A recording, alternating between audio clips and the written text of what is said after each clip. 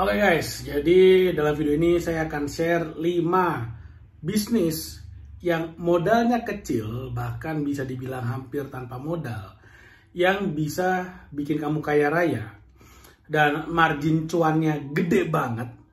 Karena ya sekali lagi kamu bisa mulai dengan sedikit atau bahkan tanpa modal. Yang diperlukan apa? Kreativitas dan kemauan, komitmen, kerja keras. Minimal kamu punya kemauan nonton video ini sampai habis dulu deh. Baru kemudian bisa memilih mana dari 5 ini yang kira-kira paling cocok dengan kondisimu.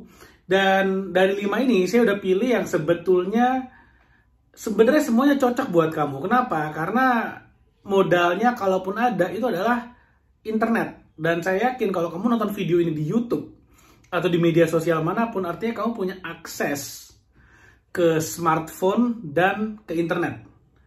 Kalaupun kamu nggak punya smartphone, minimal kamu punya lewat temenmu. Makanya kamu bisa nonton video ini. Kalau kamu nggak punya akses kedua itu, kamu nggak akan bisa nonton video ini. Oke, jadi tanpa berlama-lama langsung aja ya. Ini saya udah catet nih. Ada 5, apa aja nih? Yang pertama, itu adalah produk digital. Oke, produk digital. Kenapa produk digital ini menarik? Karena kamu bisa bikin tanpa modal. Contohnya apa nih? Yang produk digital ya. Contoh yang paling gampang itu adalah kamu bikin online course. Online course. Gimana cara bikin online course? Contoh misalnya hobimu apa ya? Melukis. Kamu punya hobi melukis. Kamu bisa bikin online course bagaimana caranya menggambar. Tahu kan gambar yang gunung ada 2, tengahnya ada matahari. Nah, itu kamu bisa ajarkan gimana cara melukis gunung yang bagus. Kalau hobimu melukis ya, kamu bisa ajarin gimana caranya melukis gunung yang bagus dengan perpaduan warna yang cantik. Lalu kemudian kamu bisa ngajarin gimana cara menggabungkan 2 warna yang bagus. Gimana cara mewarnai supaya nggak keluar garis misalnya. Ini banyak banget dan marketnya juga besar sekali. Terutama untuk anak-anak atau orang tua yang ingin anaknya mulai belajar melukis. Kamu bisa jelaskan banyak hal di sana. Kita bicara nggak usah muluk-muluk deh. Saya pernah ketemu orang, dulunya dia adalah PT. PT itu artinya personal trainer. Dia PT di sebuah gym. Lalu kemudian dia resign dari gymnya. Dia bikin online course fitnessnya sendiri. Jadi dia ambil beberapa gerakan, direkam, lalu kemudian dibikin dalam satu platform, lalu kemudian dijual.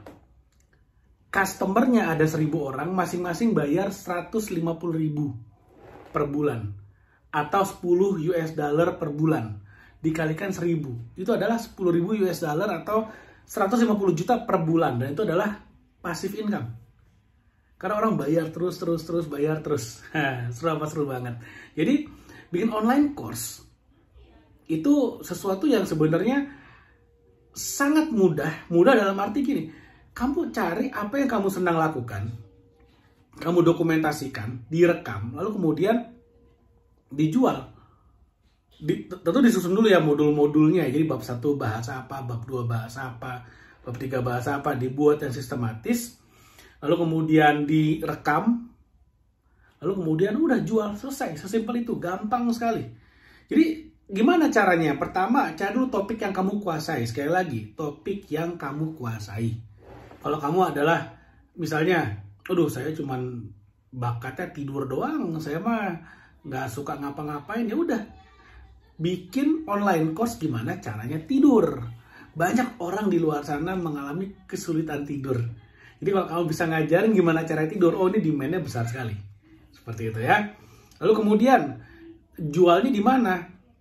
Banyak banget. Kamu bisa jual di Shopify, bisa jual di di Triversity. Nanti kamu cek sendiri deh Triversity seperti apa, atau Shopify itu bagaimana, kamu cek sendiri deh. Kayak gitu, oke? Lalu kemudian promosinya gimana? Promosinya bisa lewat YouTube, lewat TikTok, lewat Instagram, apapun media sosialnya, yang jelas semuanya adalah gratis. Jadi semuanya itu gratis. Jadi YouTube lah, TikTok, satu lagi Instagram, itu semuanya media sosial bisa kamu gunakan secara gratis. Sekali lagi, jadi ini benar-benar hampir tanpa modal, tapi income-nya bisa terus-menerus, asik banget. Lalu yang kedua, nah ini jasa nih. Yang pertama tadi produk digital, yang kedua jasa. Jasa apa? Jasa manajemen media sosial. Banyak sekali UMKM baru bermunculan. Banyak sekali. Jadi sebenarnya di Indonesia ini minat orang untuk berentrepreneur itu sekarang lagi naik. Saya nggak bilang lagi puncak, belum puncak, tapi lagi naik. Demand-nya tinggi sekali. Nah, biasanya pengusaha UMKM pemula di Indonesia, mereka tuh fokus di produk. Mereka nggak fokus di pemasaran, promosi, sosial media, mereka nggak fokus. Nah, kalau kamu bisa mengisi gap itu, mengisi kekosongan itu dengan jasa pengelolaan media sosial yang baik, nah saran saya kalau misalnya main di dunia manajemen media sosial, itu kamu pakai yang namanya performance base. Maksudnya apa? Misalnya gini, Instagram followernya sekarang baru 10 orang. Oke, ya ada bisnis, ada UMKM, follower IG baru 10 orang. Lalu kamu datengin, Bapak Ibu mau nggak IG-nya saya kelola? Kalau misalnya targetnya ya dalam 1 bulan nambah jadi 1000 follower, honor saya sekian. Kalau misalnya dalam 6 bulan naik jadi 5000 follower, honor saya sekian. Kalau di bawah itu saya nggak usah dibayar. Itu namanya performance base.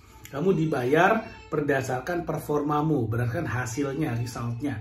Nah itu banyak banget tuh yang butuh tuh. Nah tapi kalau misalnya gini, pokoknya saya sebagai social media management, saya mau dibayar sebulan 3 juta, hasil nggak hasil, naik nggak naik, engagementnya 3 juta, nah itu mah biasa banget. Tapi kalau kamu bisa berdasarkan engagement atau berdasarkan performa, wah itu baru cakep banget. Oke, nah itu tuh banyak banget demand-nya, Bahkan kalau perlu di awal-awal kamu kasih free aja.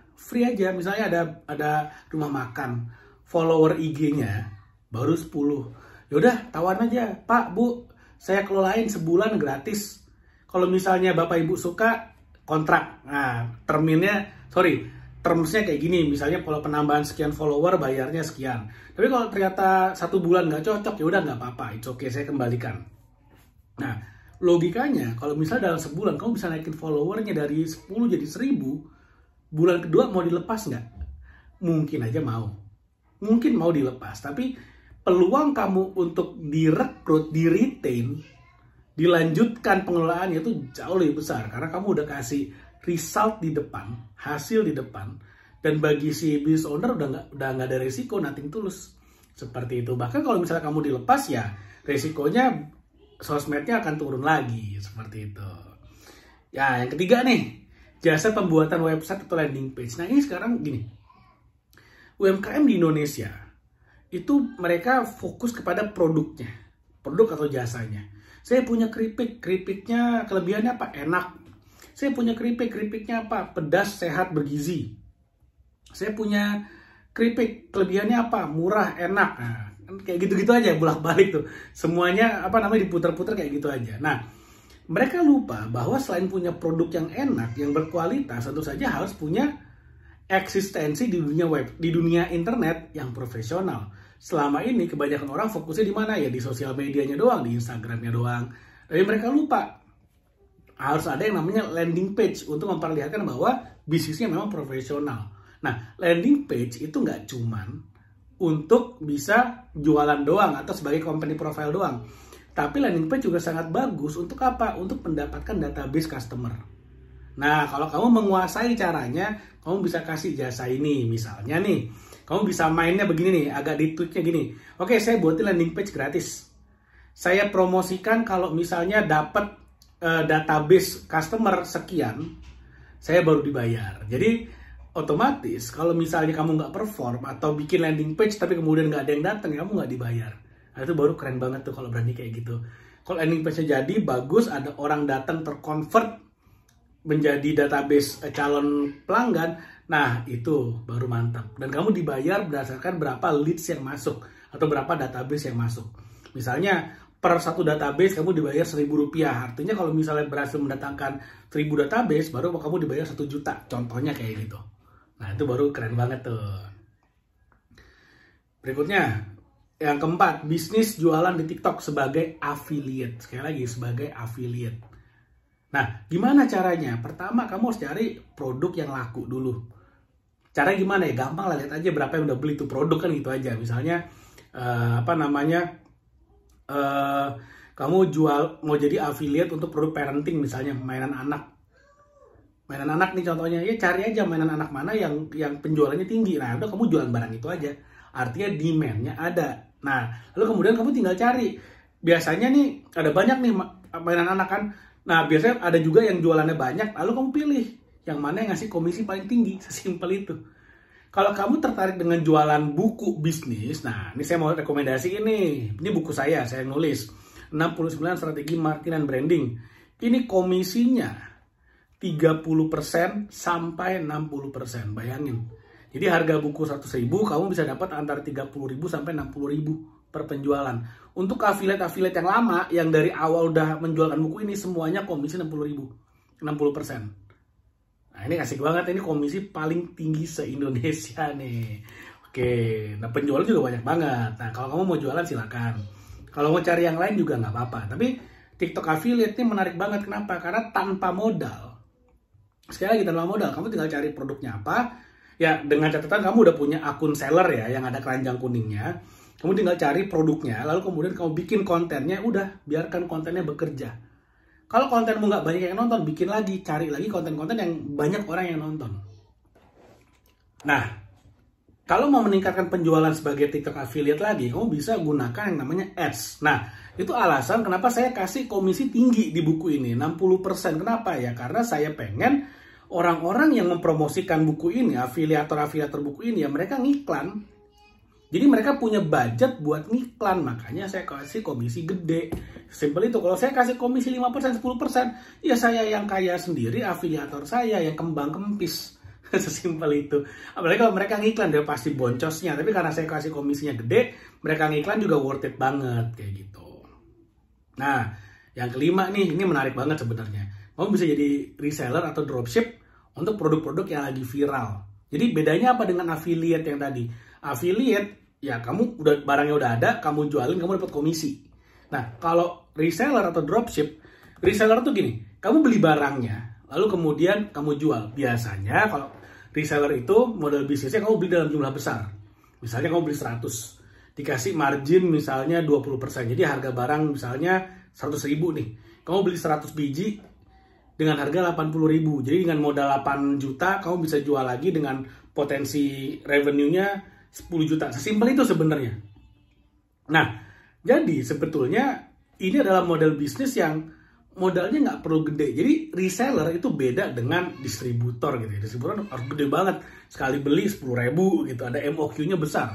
Tapi kalau misalnya reseller, mungkin dengan 100, dengan 10 pieces juga udah bisa.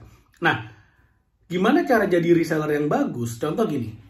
Kamu adalah ketua ibu-ibu PKK. Nah, ini contohnya nih. Ketua ibu-ibu PKK. Dan kamu tahu nih, para emak-emak di lingkunganmu misalnya perlu sebuah produk, misalnya skincare contohnya. Udah, kamu beli, jual langsung ke mereka. Beli, minta harga reseller, langsung dijual ke para ibu-ibu di lingkunganmu. Loh, kenapa sih ibu-ibu, si emak-emak ini belinya di kamu? Kenapa nggak beli dia langsung ke tokonya? Sekali lagi, kalau beli di kamu, itu bisa menghemat biaya dari mereka sendiri lebih cepat. Kenapa ya? Langsung depan mata barangnya ada. Jangan kalau mereka harus ke tokonya dulu, mungkin nyampainya entah kapan. Nah, ada biaya apa namanya? Sorry, bukan biaya, ada waktu kirimnya. Jadi nggak langsung nyampe. Sedangkan kalau belinya ke kamu, barangnya ready stock. Nah, makanya kalau kamu udah punya komunitas yang clear, yang jelas, enak nih main sebagai reseller karena cepet tuh. Beli langsung jual, beli langsung jual, beli langsung jual, kayak gitu. Nah, dari kelima model bisnis yang tadi saya udah share, sebenarnya ada satu benang merahnya. Benang merahnya adalah kamu harus menguasai ilmu jualan, menguasai ilmu marketing, menguasai ilmu sales.